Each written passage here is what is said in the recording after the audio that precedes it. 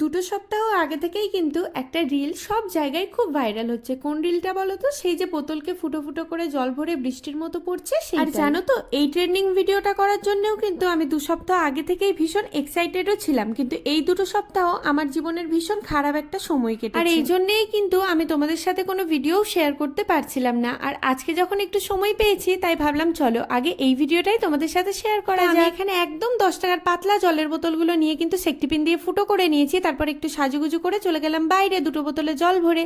তারপরে দেখো বাইরে লাইটের কারণে তো আমার ভিডিওটা পুরোই ময়ে ময়ে হয়ে গেল। আর সত্যি কথা বলতে যখন আমি জলের বোতলটা চিপলাম 1 সেকেন্ডে জলটা বেরিয়ে গেল, মানে একেবারেই বৃষ্টির মতো স্লো মোশন করে বেরোয়নি। সেকেন্ড টাইম আমি আরেকটা জলের বোতল ভরে রেখেছিলাম, সেটাতেও চিপে এরকম ঘোরার চেষ্টা করলাম, সেটাও 1 সেকেন্ডেই। আর এটা দেখে কিন্তু আমার অনেক মন খারাপ হয়ে গেছিল। তারপর বাড়ি এসে ওই একই ক্লিপকে কিন্তু আমি স্লো মোশন করে এরম ভাবে তৈরি করেছি ভিডিওটা। এটাই কিন্তু ছিল এই ভিডিওটার পিছনের গল্প।